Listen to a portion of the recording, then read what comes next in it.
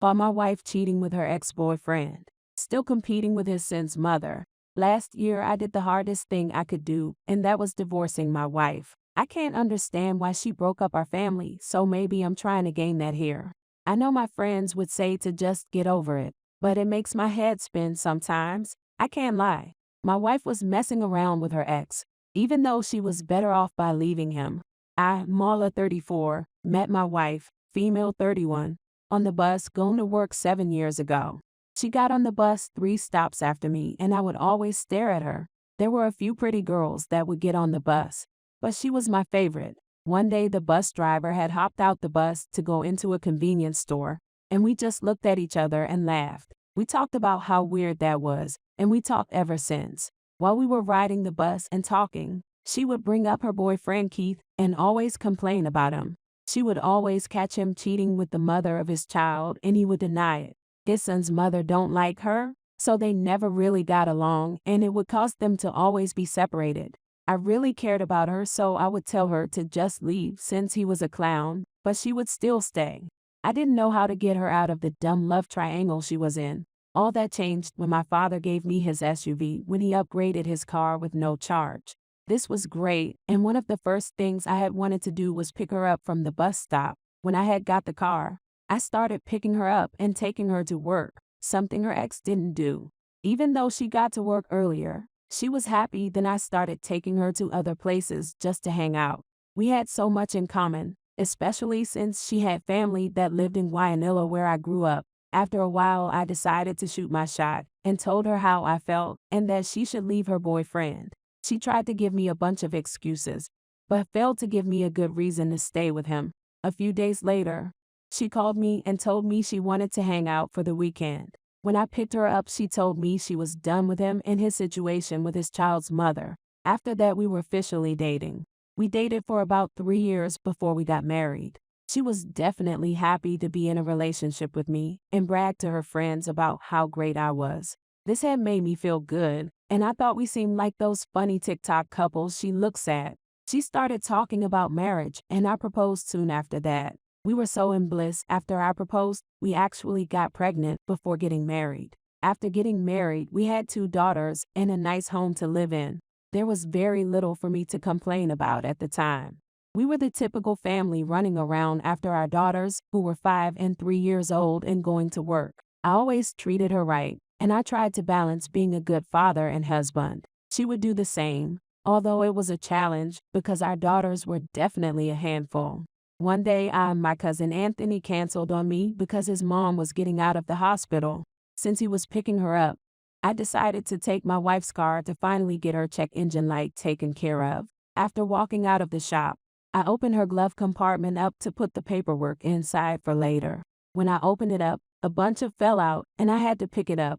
While I was cleaning it up, I found a pretty recent picture of her with her ex-boyfriend Keith. The picture surprised me because it was a picture of him locked up somewhere. In the picture with him was my wife and his sister Nadine. This surprised me because I never heard about her visiting him while he was locked up. I didn't even know he was locked up. He got a little heavier, his dreads were longer, and he was wearing glasses he didn't need, but it was definitely him. After cleaning up the mess, I drove home with a bunch on my mind. I couldn't understand why she was going to meet him while he was locked up, and why I wasn't told about this. It gave me a sinking suspicion about this, especially since it was so hard to get her to leave the love triangle situation she was in. When I got home, my wife was watching TV and went straight for the computer. I did a deep dive, and I found out more about the situation.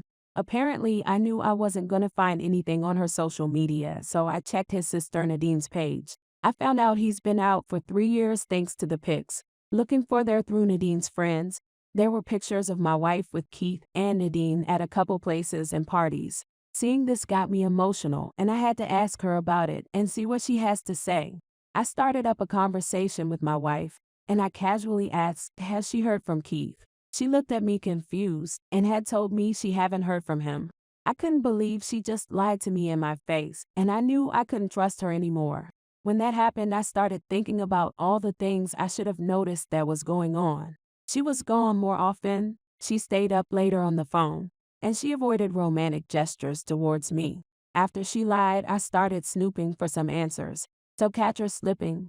I took on more responsibility with the kids so that she might use her free time to make a mistake around me. After a few days, she slipped up and told him I was going to be taking my kids to see my parents. After hanging with my kids and my parents, I called the old lady who lived next door and asked, did she see somebody come over my house? She said she did a while ago, and it was the same car it usually was. This surprised me because even our neighbor knew Keith was coming over.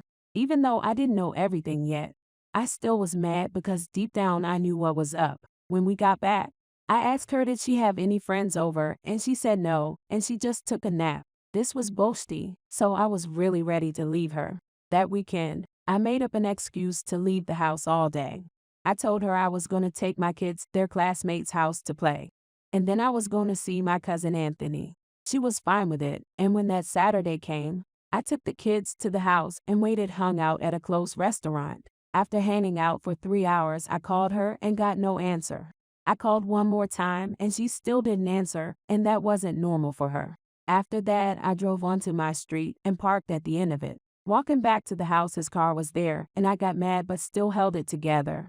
We lived in a ranch-style house, so I couldn't go through because we didn't have a upstairs to sneak in. This meant I had to go in through the back where our kitchen was. Going in, when I had got to the living room, I could already hear them. Apparently, they left the bedroom door open, and when I looked inside, I was destroyed by seeing him bang her in our bed. I just froze, and I had to stop myself from being zoned out. After snapping back to reality, I went next door to my neighbor, so when I confronted her, I had a real witness on everything. After knocking on the door, her son opened the door, which was actually better. He asked me how I was doing, and I asked him could he help me with something in-house. He asked me what it was, and I said I just really need him to keep his eye on something for me. He said okay, and to give him a while because he was tending to his kids. After that, I went back to my house and had to wait for about 15 minutes for him to come over. This was hard to do because I had to see and hear him banging my wife while holding up for him. When he finally came in, I told him to wait in the living, and I walked in and had confronted them both.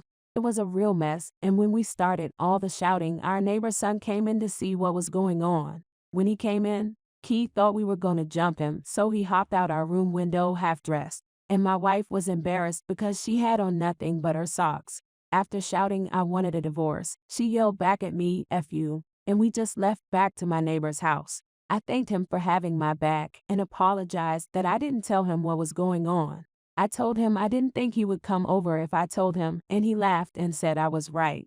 He said he only intended to bring his kids over to see their grandmother, not all this. When night came, I left to my cousin's house to be with him and his girlfriend. While driving there, my wife had called me to curse me out. I told her I did everything for her, and she disrespected me in the worst way. She had claimed it was my fault, and I tricked her into marrying me and having kids when she wanted to work it out with Keith. When she said that I had no feelings for her, I told her since she regretted having my kids, then she don't have to worry about them anymore.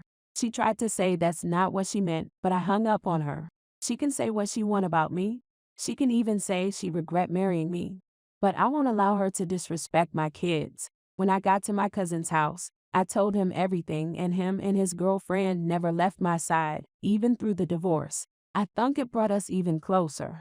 Through the divorce, I ended up getting screwed over hard because not only did I have to pay alimony and child support, but she got the kids too.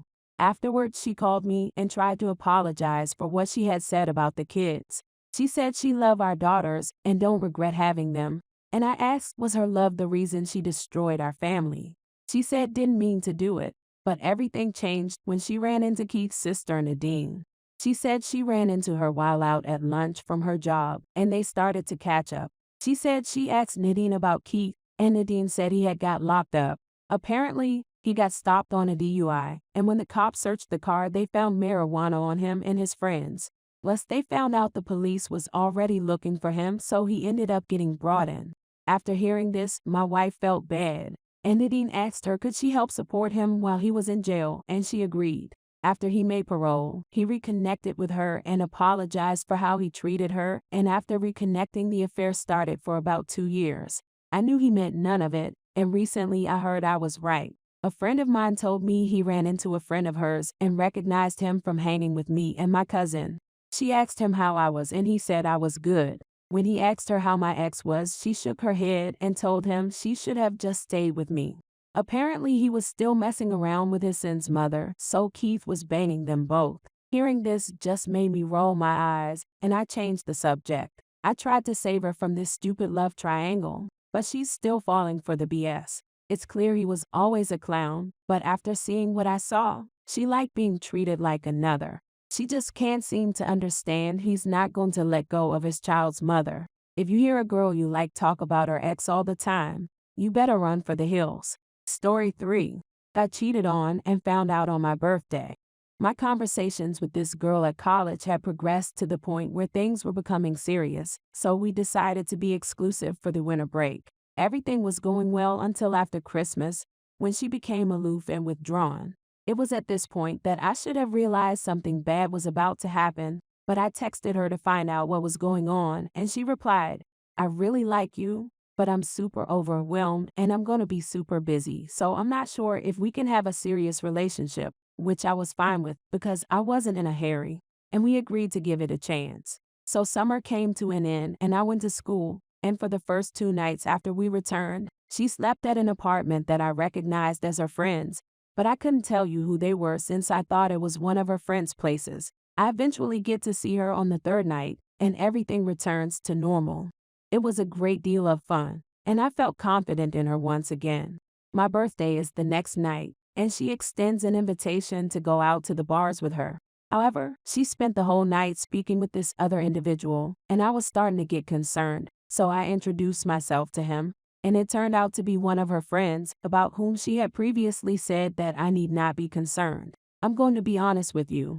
That is her boyfriend, her closest friend tells me as they part ways at the end of the night. I'm going to be honest with you. That is her boyfriend, and she is going home with him tonight.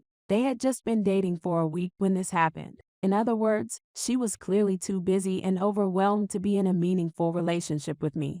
Yet she went ahead and started seeing the person she had previously warned me not to be concerned about instead. Moreover, my friends were there, and I seemed to be an idiot. Even so, she never informed me directly. Instead, she had her closest friend explain it to me, after which I went back home and barred her from communicating with me. It's been the worst birthday ever, and my trust issues are at an all-time low. And the sound of her best friend saying something to me keeps resurfacing in my head, making me feel dumb and embarrassed. So there you have it, guys. If you need more videos like these on Deep Turkish Confessions, then smash that like button and subscribe now and stay tuned for more videos like these.